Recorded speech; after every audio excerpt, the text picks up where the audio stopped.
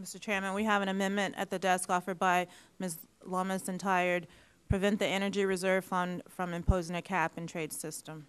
Ms. Lummis is recognized for 9 minutes in support of her amendment. Thank you, Mr. Chairman.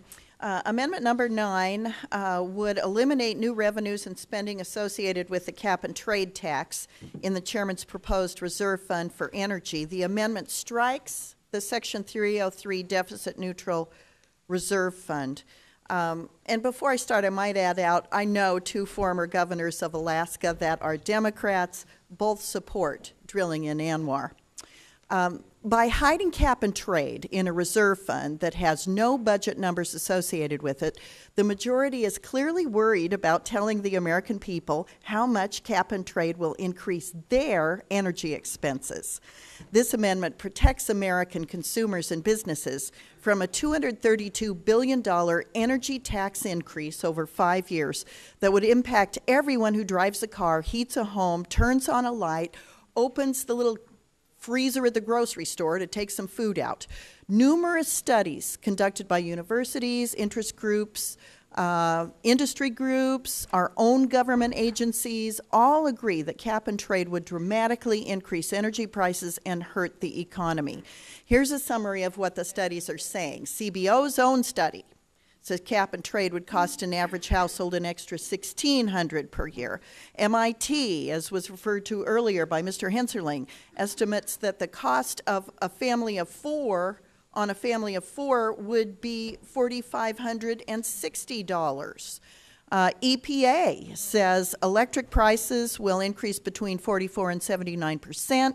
Gasoline prices will rise by 61 cents to $1.60 per gallon. That's almost double what it was just a few months ago. The National Association of Manufacturers says that over 1 million jobs could be lost by 2012 if cap and trade is implemented.